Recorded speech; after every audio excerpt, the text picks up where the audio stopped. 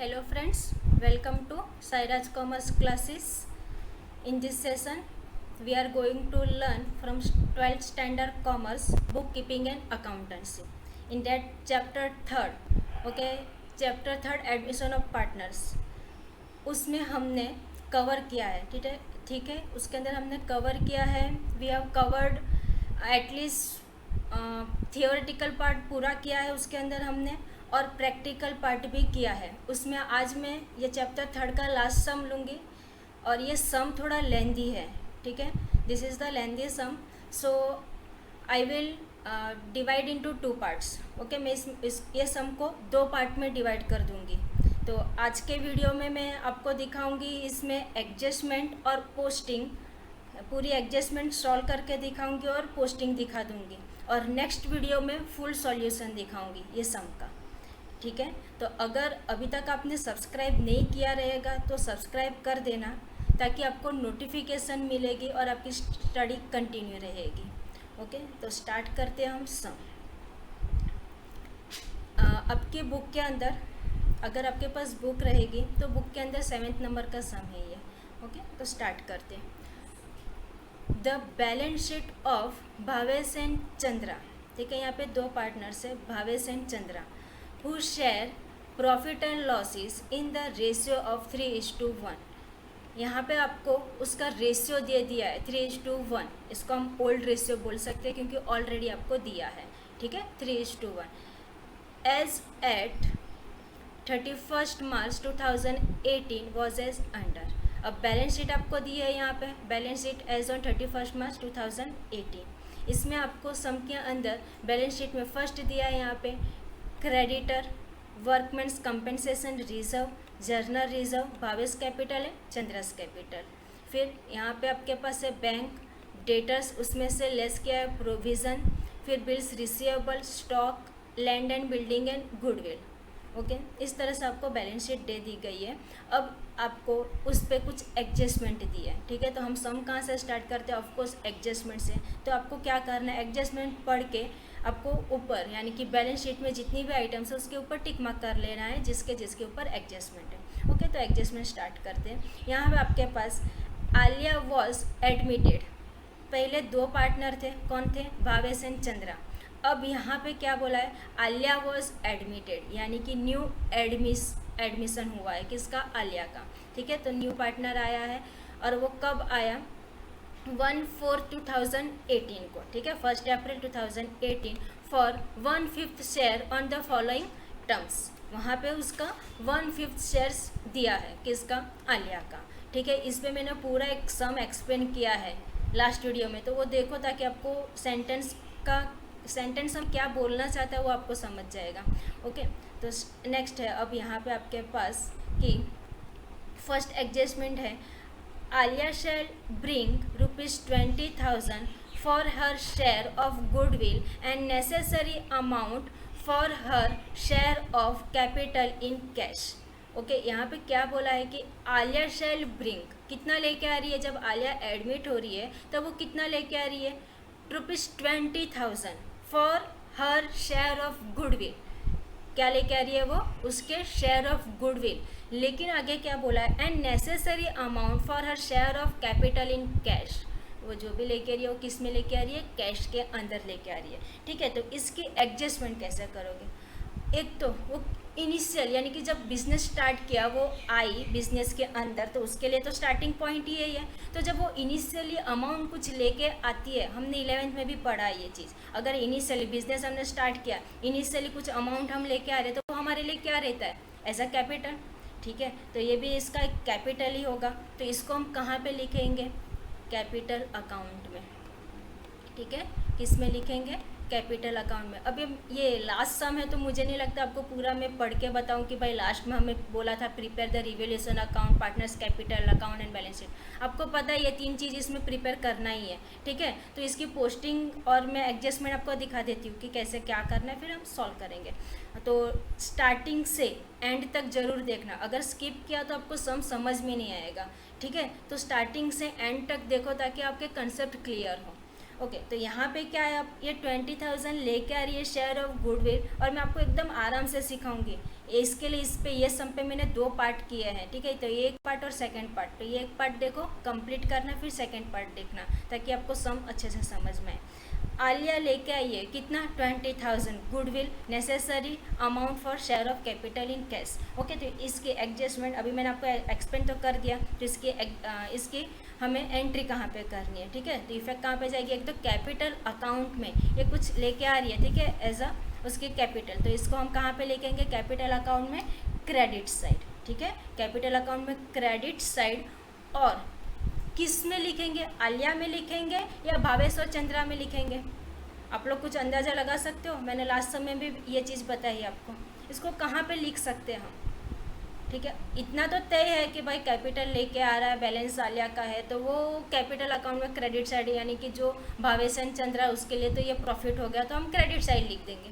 बोल भी दिया है मैंने आपको किसके लिए प्रॉफिट हो गया, भावेश एंड चंद्रा के लिए, ठीक है। तो इसको हम जो ओल्ड पार्टनर है उन लोग में डिस्ट्रीब्यूट कर देंगे। तो उन लोग का ओल्ड रेशियो क्या है आपके पास, 3:1, इस तरह से लिख दो कैपिटल अकाउंट में क्रेडिट साइड। और पूरा नाम लिखने की ज़रूरत नहीं है, भावेश एंड चंद्रा, वहाँ पे 3:1 लिखा है, नहीं आपको समझ में आ जाएगा कि ओल्ड रेशियो है 3, जो भी पार्ट है 3:1, यानी कि भावेश और चंद्रा में डिस्ट्रीब्यूट कर देना, ठीक है। तो कैपिटल अकाउंट में क्रेडिट साइड 3:1 में इसको डिस्ट्रीब्यूट करना है, सिंपल है ये। नेक्स्ट, ओके, नेक्स्ट आपके पास अंजू ऑन ओल्ड कस्टमर, क्या है ये, कोई पार्टनर नहीं है, ओल्ड कस्टमर है, whose account was return off as bad, has paid ₹400 in cash in full settlement of his dues. अब यहाँ पे क्या बोला है कि कोई कस्टमर था, उसने बैड यानी क्या, बैड डेब्ट्स यानी क्या, आपका लॉस, यानी कि किसी के पास निकल रहा है, उसने आपको दिया नहीं, ठीक है। तो समझो कितना भी निकल रहा होगा, लेकिन उसने कितना पेड किया, ओनली 400, यानी आपको कवर कितना हुआ, 400 का। स्टेटमेंट समझ में आया कि कोई ओल्ड कस्टमर था जिसका अकाउंट रिटर्न ऑफ था एज अ बैड, यानी कि बैड डेब्ट, यानी उसने पे नहीं किया था, बाद में उसने पेड किया, कितना पेड किया, ₹400 cash in full settlement of his dues, उसका जितना भी बाकी था उसने सिर्फ 400 पे किया, यानी ये तो आपका रिकवर हो गया, ठीक है। ये क्या हो गया, आपका रिकवर्ड हुआ, यानी कि आपका कुछ लॉस जा रहा था लेकिन रिटर्न आया 400, अगर रिटर्न आया यानी आपको ये थोड़ा सा आपका रिकवर्ड हो गया, ठीक है। तो कहाँ पे लिखोगे इसको आप, रिवैल्यूएशन अकाउंट में, किधर लिख दोगे, रिवैल्यूएशन अकाउंट में, कहाँ, कौन सी साइड लिखोगे, कवर हुआ है तो क्रेडिट साइड, ओके, यहाँ पे लिख दो। रिवैल्यूएशन अकाउंट में कौन सी साइड लिखोगे आप, क्रेडिट साइड लिखोगे, क्लियर है यहाँ तक, ठीक है। लिख दो वहाँ पे रिवैल्यूएशन अकाउंट क्रेडिट साइड। फिर है नेक्स्ट आपके पास third adjustment, the market value of land and building be taken as ₹40,000। Land and building, ऊपर देखो सम के अंदर आपके पास लैंड एंड बिल्डिंग कितने का है, लैंड एंड बिल्डिंग 30,000 का, ओके। यहाँ पे टिक मार्क कर लो, एडजस्टमेंट नंबर लिख लो थर्ड। लैंड एंड बिल्डिंग आपके पास बैलेंस शीट में कितने का है, 30,000 का, एडजस्टमेंट में कितना दिया आपको, 40,000, ओके। इंक्रीज हुआ है डिक्रीज हुआ, अब इतना तो बता सकते हो, अब बढ़ा कि घटा, वहाँ पे कितना है 30,000, यहाँ पे कितना है 40,000, ऑफकोर्स बढ़ा ना, कितने से बढ़ा, 10,000 का। मैंने आपको फर्स्ट वीडियो में ही बता दिया था कि हम रिवैल्यूएशन अकाउंट में कौन से अमाउंट लेते हैं, डिफरेंस लेते हैं, ठीक है। तो यहाँ पे आपका डिफरेंस कितने का आया, 10,000 का आया, वहाँ पे कितना था 30,000, यहाँ पे हो गया 40,000।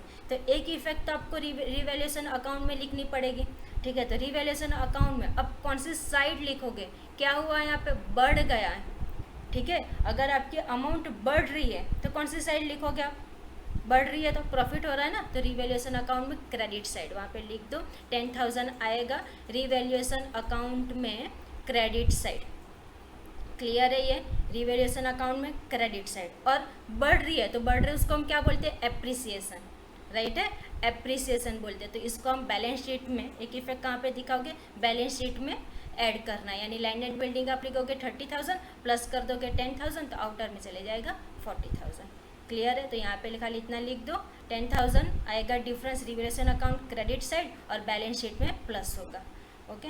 एप्रिसिएशन है, बढ़ रहा है इसके लिए, ओके। नेक्स्ट है आपके पास next working, workmen's compensation reserve is to be increase by ₹10,000।